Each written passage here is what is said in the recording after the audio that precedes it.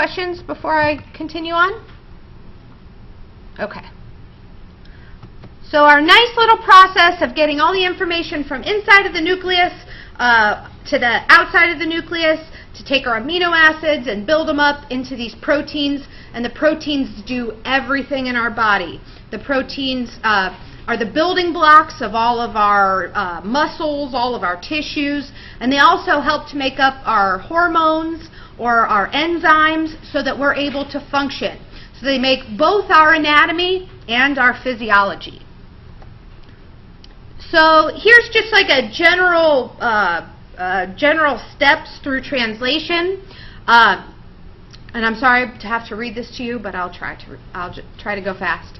To correctly read a gene, a cell must translate the information encoded in the DNA into the language of proteins. So we're going from the cookbook to a language that the proteins can be built out of. Translation converts the order of the nucleotides of a gene into the order of amino acids in a protein. So how do we go from gene to protein? We do it through the translation. The rules that govern translation are called the genetic code. So you may have heard about us trying to sequence the human genome so that we know what every gene does, and we can look for things like diseases that are passed along genetically or how traits are passed along genetically.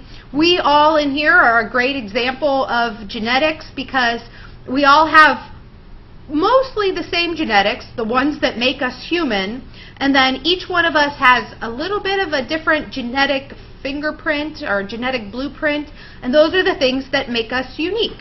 And so these mRNAs are the blueprint copies of the nuclear genes, so what's inside of the nucleus. mRNA is read by a ribosome in terms of 3 nucleotide units called codons.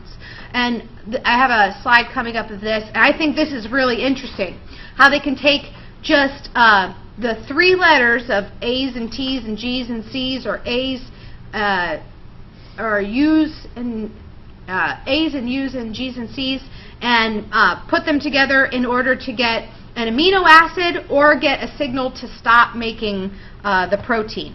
So here we've got the genetic code, and this is what codes for all of these building blocks of life.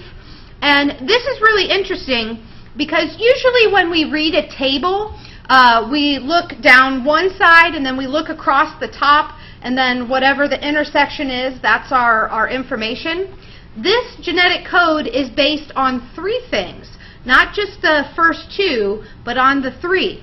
And so if I come over here. All right. So here we have our first position. This is our set of 3 right here. We've got a U. So notice that all of these start with U right here. So then in our second position, this one right here, we've got our A's, C's, our U's, C's, A's, and G's. So this next position, if we look down and over, we've got U's right here. And then our third position right here, which is not as important as the first 2 positions, but it's still part of making sure that we have the correct amino acid. So over here we go, U goes here, U goes here, and then from U, C, A, G, the first one, U goes here. And that codes for phenylalanine. Have you ever heard of phenylalanine? It's an enzyme that's made that sometimes, like people that think that Diet Coke is really bitter, have you ever had somebody that's like, ooh, that tastes really strange to me?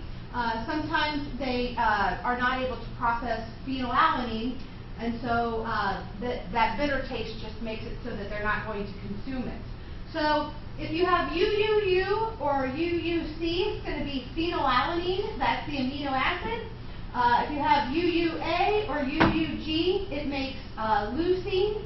And here you can see all of the different names of the amino acids. Serine, proline, alanine is one that we hear about a lot. If you are a bodybuilder, sometimes you hear of people taking supplements for amino acids, because when you take those supplements, it helps in the building blocks of protein. So bodybuilders lot of glutamine. We take tyrosine. Another one. Oh, here's one that's aspartate. Like what's in aspartame, which is the artificial sweetener. And a lot of people think that tastes bitter also. And so tryptophan, does anybody know what tryptophan is? Not when you eat too much, and I think you're really tired. What substance you eat too much of? Turkey. Yep. Tryptophan is found in turkey and wine, and that's why those two things make you really, really tired. And so if any of you guys remember the Seinfeld episode where where Jerry Seinfeld wanted to knock out his date so he could play with her Star Wars figures, I think that's how it went. He basically gave her a whole bunch of turkey and a whole bunch of wine, and so to help her go to sleep. So there we've got our genetic code. So our amino acids are specified by multiple codons. So whenever you hear the word codon, think of 3. We call it a triplet. And so a triplet is the 3 base pairs, the U's and C's and A's and G's, and how they fit together in order to make these amino acids.